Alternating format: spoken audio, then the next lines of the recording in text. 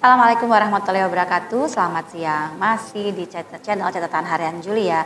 Terima kasih loh kalian masih ada di sini. Hari ini kita masih ngebahas tentang para Kartini-Kartini era sekarang. Saya udah memberikan beberapa idola kita yang hadir sebelum hari ini. Tapi hari ini saya akan memberikan satu sosok yang mungkin juga berbeda. Kalau kemarin kita membahas tentang seorang single parent, membahas tentang seorang oma yang tetap aktif ya. Hari ini juga saya ingin membahas tentang sosok seorang wanita dewasa, seorang ibu yang mungkin nanti kita akan dapat insight dari dia. Apa sih sebenarnya hal-hal yang membuat beliau tetap eksis sampai hari ini, eksis untuk support suami, dan seperti apa pandangan sosok ibu ini terhadap Kartini zaman sekarang ya. Karena beliau juga sangat aktif. Tentunya kita harus tanya dong, seperti apa sih suaminya membiarkan ibu ini tetap aktif dan anak-anak seperti apa dalam genggamannya, mampukah menyeimbangkan semuanya di era modern ini. Dan teman-teman catatan harian Julia, sebelum kita mulai dan kalian ingin tahu siapa yang hadir pada sore hari ini, saya akan minta dulu dong di subscribe, jangan lupa ada tanda lonceng, diklik juga dan di like, plus kalian pencet tombol subscribe-nya. Oke, kayaknya daripada kalian bertanya-tanya dan apa sih sebenarnya pentingnya saya menghadirkan sosok ibu-ibu di sini? Ya karena kalian harus tahu bahwa proses menjadi seorang wanita mandiri itu tidak mudah dan pastinya harus melalui banyak tahap. Sehingga kita perlu belajar bagi mereka yang sudah melaluinya. Oke? Saya akan menyapa seorang ibu yang bernama Bu Siswita Tanjung. Apa kabar Mbak Wita? Kabar baik. Saya manggilnya Mbak Wita, dia kakanda saya di sini. Oke, Mbak Wita, seneng banget ya hari ini kita bisa ketemu. Mungkin suasananya kita habis beresmi-resmian, tapi ya alhamdulillah dengan kehadiran Mbak Wita di sini membuat sebuah hal yang kita bisa tampilkan kepada catatan harian Julia, para penggemar dan penonton catatan harian Julia, bahwa sosok ibu itu perlu saya hadirkan terkait dengan Kartini loh.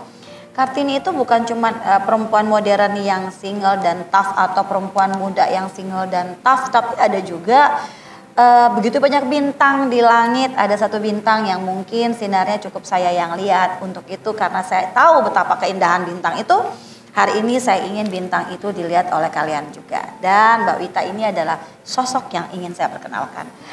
Mbak Wita, keseharian Mbak Wita ini kan seorang, saya lihat sih dari penampilan Mbak Wita, tentunya Mbak Wita juga perempuan karir dong.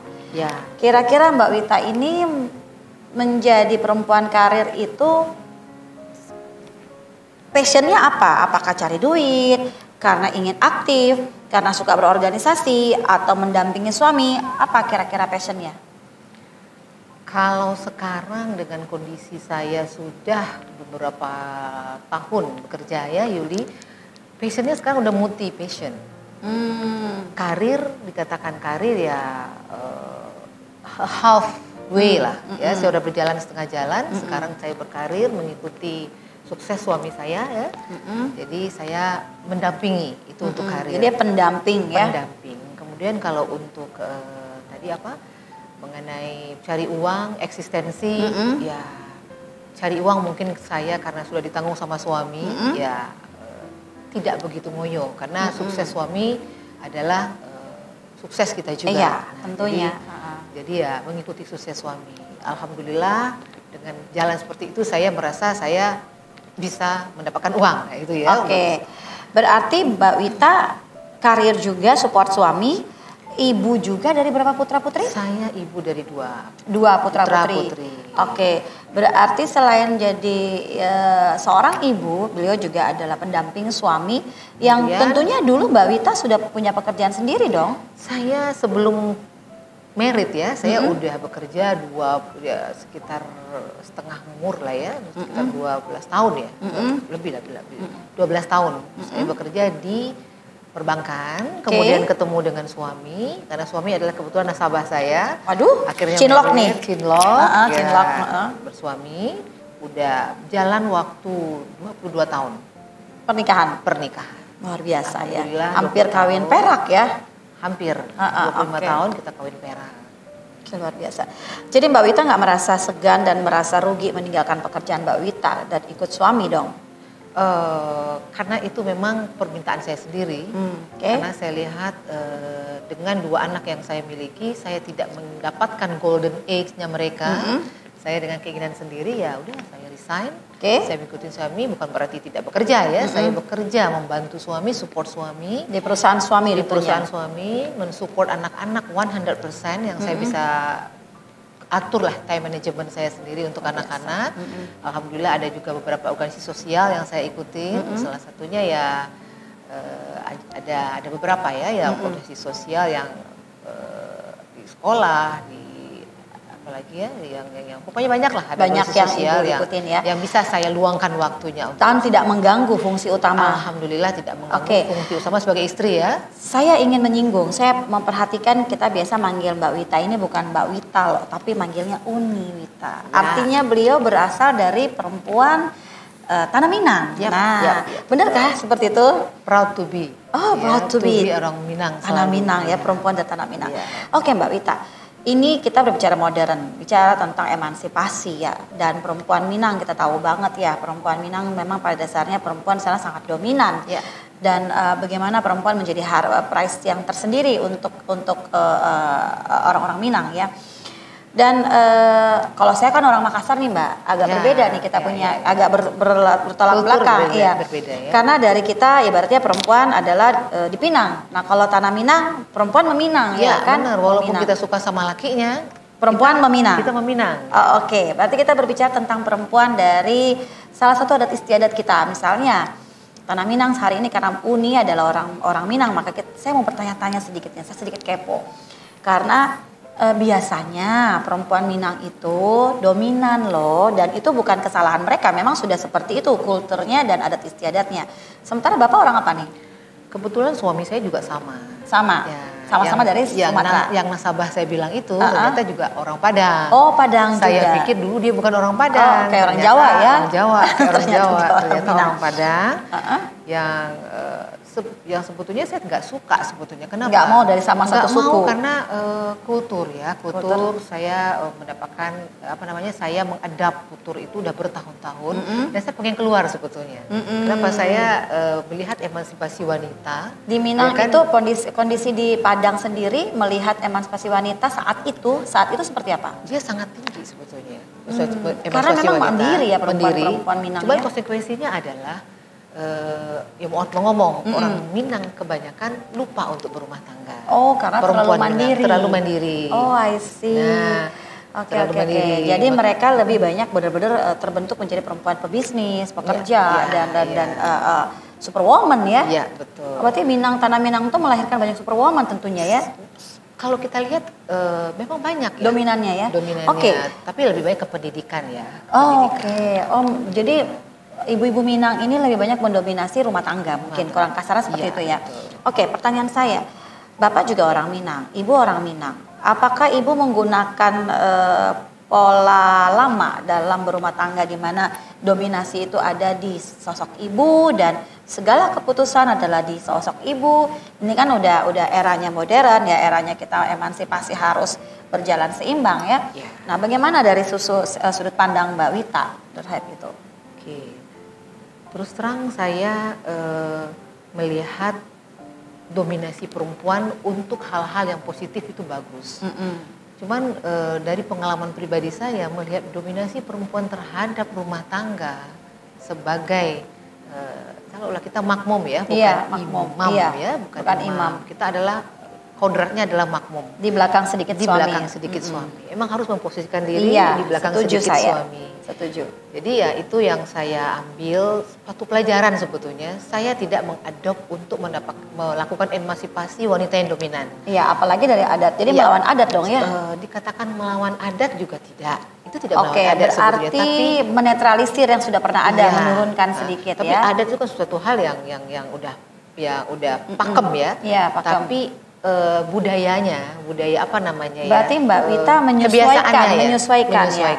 Kebiasaannya perempuan itu memang harus berada di belakang suami. Ya. Nah, saya melihat hal itu perlu saya lakukan karena melihat ada plus minusnya mungkin ya. Tetap kita harus sebisa pinter-pinternya perempuan mempunyai karir yang bagus, mempunyai materi yang bagus, tetap suami itu adalah dominan. Gak bisa kita balik, gak bisa wanita yang dominan. Oke, berarti dalam rumah tangga nih kita berbicara perempuan modern seperti Mbak Wita yang tetap aktif. Berarti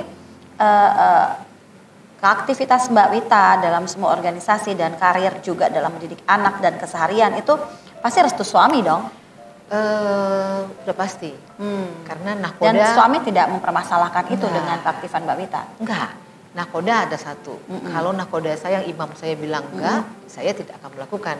Tapi alhamdulillah selama ini alhamdulillah saya kenal suami itu dari saya bekerja ya. Dia tahu saya bekerja, di mana saya bekerja, kapan saya pulang dia tahu.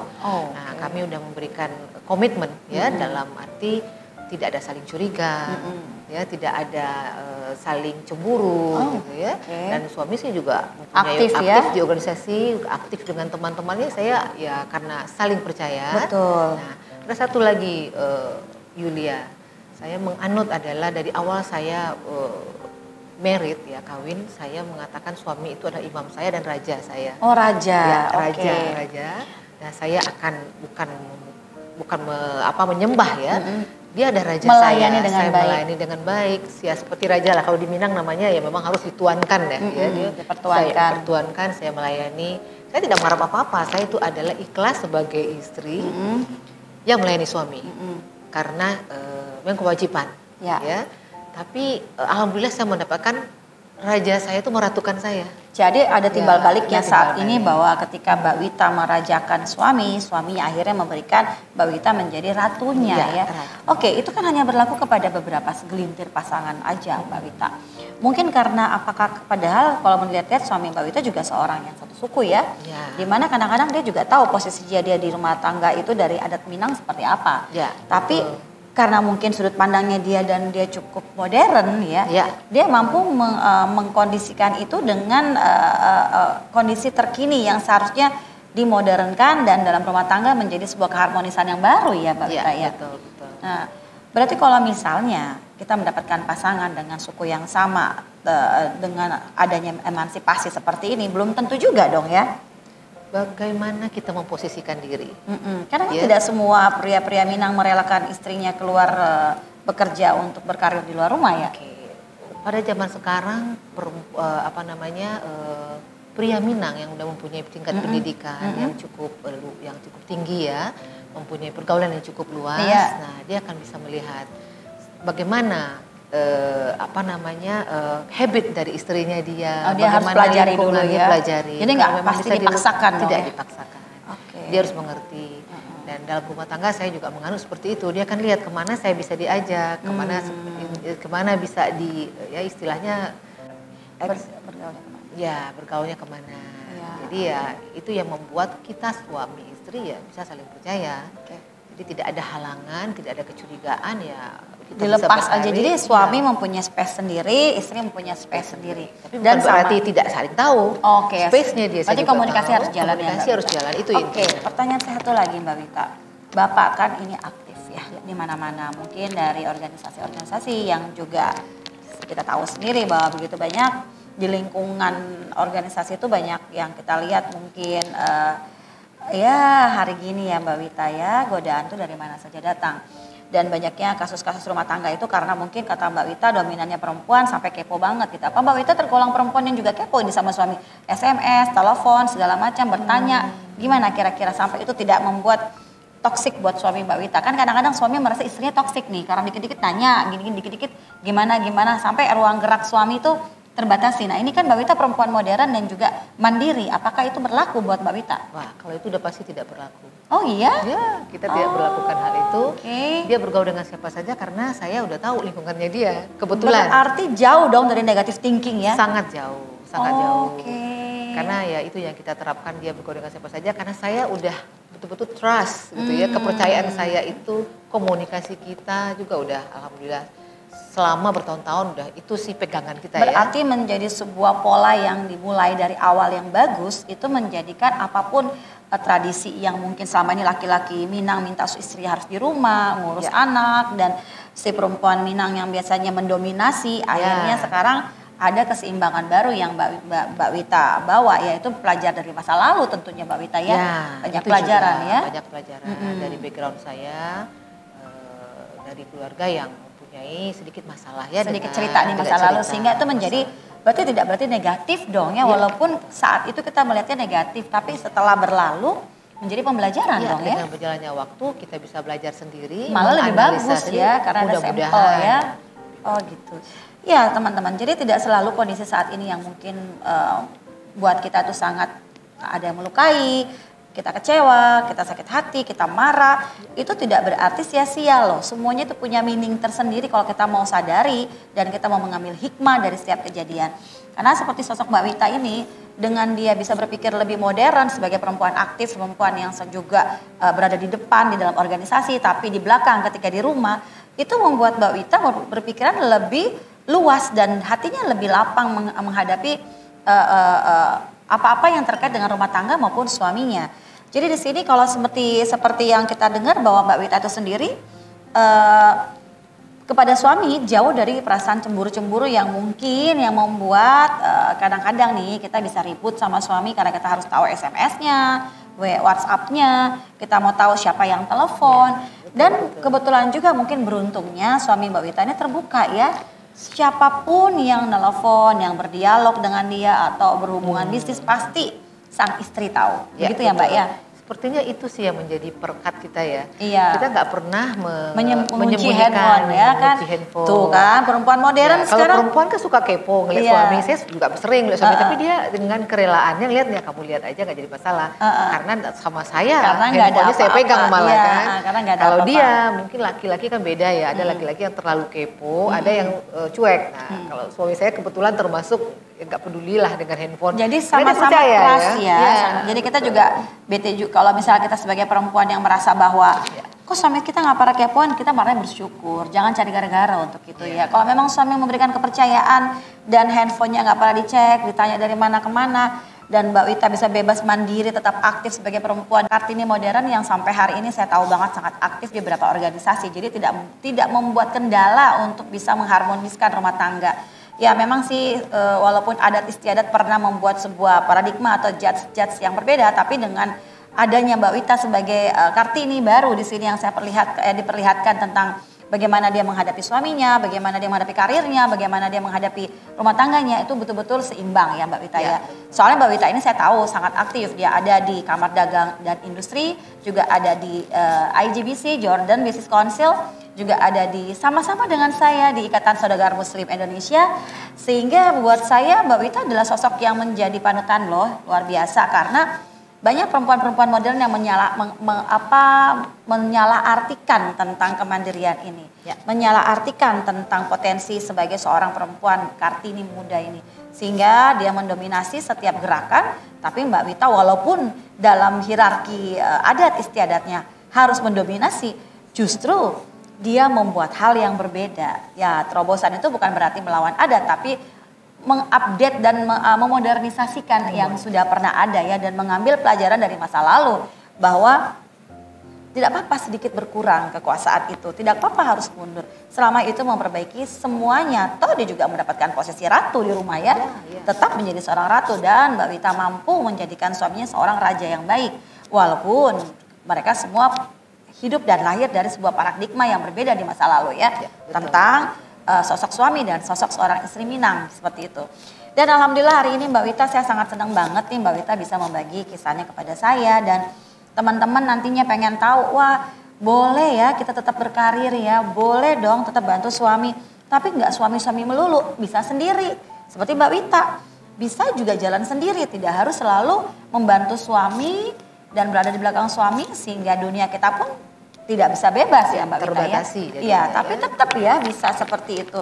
Nah, kalau ada satu resep gimana tuh? Boleh nih kita share insight dari Mbak Wita nih gimana? Insight yang paling saya banggakan terhadap diri saya ya dan suami minum saya. Ya, alhamdulillah saya treat suami saya itu sebagai tadi saya bilang sebagai raja. Saya ya tertreat sendirilah sebagai ratu. Ya, jadi lu kalau pengen kawin sama raja, mau jadikan ratu, Lu harus menjadikan raja dulu gitu contohnya. Kita kalau anak gaul ngomong kayak gitu ya kan. Kadang-kadang bilang kamu mau menjadikan istri kamu bagaikan Aisyah, tapi kamu nggak bisa menjadi Nabi Muhammad gitu kan. Nah, berarti sama juga dalam pergaulan juga begitu. Kita pengen dihormati, kita menghormati. Kita mengawali dengan respect lebih awal. Setuju tuh Mbak Wita. Kemudian dalam sehari-harinya ya kami menerapkan karena beliau mungkin suami saya lebih dewasa ya dalam segi umur ya. Jadi kalau nikah dengan orang lebih dewasa juga ada plus-plusnya loh. Ya. Saya dalam kehidupan saya menerapkan dia adalah suami saya sebagai kakak kadang-kadang. Kakak, oke, karena lebih tua ya. Karena lebih tua. Dalam satu posisi dia bisa sebagai kakak, kemudian dalam satu posisi dia bisa sebagai lawan bisnis saya, teman bisnis. Partner bisnis. Okay. Kemudian saya juga bisnis kan udah pastilah suami istri itu udah ini ya. Sebagai suami, sebagai istri, menyeimbangkan semua itu ya Mbak ya. Kadang-kadang sebagai teman gosip saya bilang karena apa? Saya tidak bisa karena menggibah itu kan nggak boleh. Ini yang penting Mbak Wita. Saya bergosip dengan dia dalam arti adalah memberitahukan sesuatu hal yang ada di luar, tapi dia memberikan masukan ke saya. Feedbacknya adalah itu kamu dapat tahu dari mana, itu perlu dipermasalahkan. Nah, dan dia cukup bijaksana ya, karena faktor usia juga lebih bijak ya. Usia itu sangat mendukung ya. Jadi saya udah kadang-kadang saya mendapatkan ada 4-in-1 saya. Satu lagi apa ya saya lupa gitu ya. Sebagai teman iya, sebagai kakak iya, sebagai suami iya. Sebagai orang tua sebagai mungkin? Sebagai orang tua bisa. Iya. Bisa karena agak sedikit agak pengganti sedikit, bapak mungkin karena saya mungkin background kali ya saya tidak mendapatkan figur bapak. Jadi ada di beliau. Jadi ada positifnya juga Oedipus kompleks ya. Iya, Oedipus.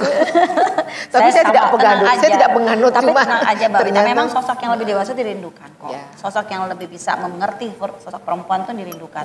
Karena banyaknya rumah tangga sekarang yang mau mandiri serba salah gitu. Jadi ada pertikaian karena faktor ego. Betul. Dengan adanya menikah dengan yang lebih tua, otomatis Kartini ini bisa maju ya, walaupun Kartini zaman dulu menikah lebih tua nggak bisa maju. Tapi bukan berarti seorang laki-laki itu tidak punya ego, tidak punya emosi. Tetap ada. Tapi pada saat itu entah kenapa saya akan memposisikan diri saya mungkin saya mengambil pattern communication ya. Pada saat dia di atas emosi dia saya akan turun. Sebenarnya karena Mbak Wita cerdas. Jadi perempuan cerdas itu penting loh guys. Kalau perempuan nggak cerdas, dia nggak bisa menjiwai suaminya. Jadi kita perlu belajar juga. Jadi jangan diam-diam jadi wanita. Semua sisi harus masuk karena Mbak Wita seperti ini, automatically berpikirnya, mengolah hatinya, mengolah rasanya, mengolah pikirannya, semua itu karena kecerdasan emosional tentunya ya kan. Tersanjung. Iya dong. Jadi luar biasa Mbak Wita. Memang kita harus memberikan inspirasi. Modern itu bukan sekedar kita bisa cari uang ya, tapi betul. Kita bisa menjadi emansipasi, itu bisa mengkondisikan rumah tangga kita dengan sempurna walaupun tidak 100% harus sempurna karena saat ini kan kita juga tidak bisa untuk kemungkinan di luar sana banyak juga rumah tangga yang berantakan. Tapi ada hikmah di balik semua kisah-kisah kok. Contohnya Mbak Wita juga masa lalu itu ada yang berantakan, tapi tetap aja ada hikmah luar biasa di situ dan mengambil kesempurnaan di anaknya gitu loh. Jadi Mbak Wita adalah membuat sesuatu yang lebih bagus dari hal yang mungkin dia melihat dari masa lalu yang tidak sempurna seperti itu ya Mbak Wita ya. Betul. Itu luar biasa banget. Jadi hati-hati untuk melihat permasalahan keluarga karena belum tentu itu menjadi hal yang buruk. Kalau kita bisa mengambil hikmahnya dari setiap kejadian. Bukan yang buruk, bukan penghalang, malah bukan kesalahan juga sebenarnya. Malah menjadi step stone. Iya, menjadi basic kita ya. Untuk menjadi lebih baik. Itu yang penting. Sebuah kesalahan itu di masa lalu bisa menjadi batu loncatan kita untuk bisa menjadi lebih baik ya. Dan Mbak Wita adalah benar-benar Kartini yang sempurna di mata saya karena bisa menjadi ibu dan bisa menjadi partner bisnis, juga bisa menjadi perempuan modern yang bisa bergerak sendiri tanpa batas tapi tetap di dalam koridor. Ya, ada statement nggak satu Mbak buat perempuan-perempuan di luar? Mungkin apa motivasinya terkait dengan seorang istri dan perempuan yang modern? Kartini modern, seperti apa? Jadi untuk Kartini modern, seperti yang tadi saya share ya, kita boleh mempunyai emansipasi, kita boleh mempunyai gebrakan-gebrakan yang unlimited ya, bagi kita-kita yang sudah berkeluarga, tetap menjadikan keluarga adalah tempat kita, tempat kita berkarya juga dengan suami, dengan anak-anak, ya berkarya dalam arti mengabdi. Ya itu di rumah tangga ya. Kalau seandainya di luar ya itu adalah hak kita untuk memberikan. Dan kebebasan itu harus sama-sama ada sama-sama ya, nggak boleh saling jadi satpam nih. Ya, kebebasan ada. Saya sebagai Muslim tentunya ada batasnya dan ada ridho dari suami. Itu yang penting, itu yang ridho suami ya. Ya, oke Mbak Wita, luar biasa kita punya obrolan siang hari ini. Saya terima kasih banget nih Mbak Wita. Kita udah ngobrol dan memberikan beberapa insight dan inspirasi buat semua yang akan menyaksikan catatan harian Julia.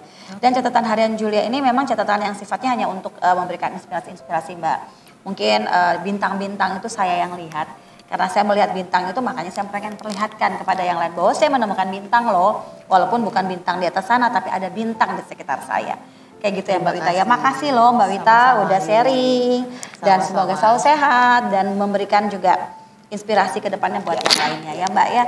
Oke, teman-teman catatan harian Julia, alhamdulillah sudah selesai sudah obrolan kita pada siang hari ini menjelang sore ya malah ya. Karena saya sudah didampingi oleh Mbak Wita yang luar biasa, ibu, istri, wanita karir, Kartini modern yang tidak juga ada batasnya tapi dia punya batas, itu tanda kutip ya. Bebas dalam bersyarat, bebas bersyarat karena kita punya batasan agama yang kita harus patuhi dan kita harus imani itu semua. Dan teman-teman silahkan kalian tetap menjadi Kartini yang luar biasa dan kembangkan potensi diri kalian, terus berkarya, jangan berhenti sampai usia yang membuat kita tidak bisa lagi melangkah, terus berkarya, tapi ingat perempuan selalu menjadi seorang makmum. Ya. Perempuan selalu menjadi seorang makmum. Meski di luar dia adalah seorang pemimpin. Oke, saya ucapkan terima kasih sekali lagi dan jangan lupa di subscribe ya. Dan kita akan tetap di catatan harian Julia. Jangan kemana-mana, nanti akan ada lagi hal-hal yang baik yang kita bisa sharing.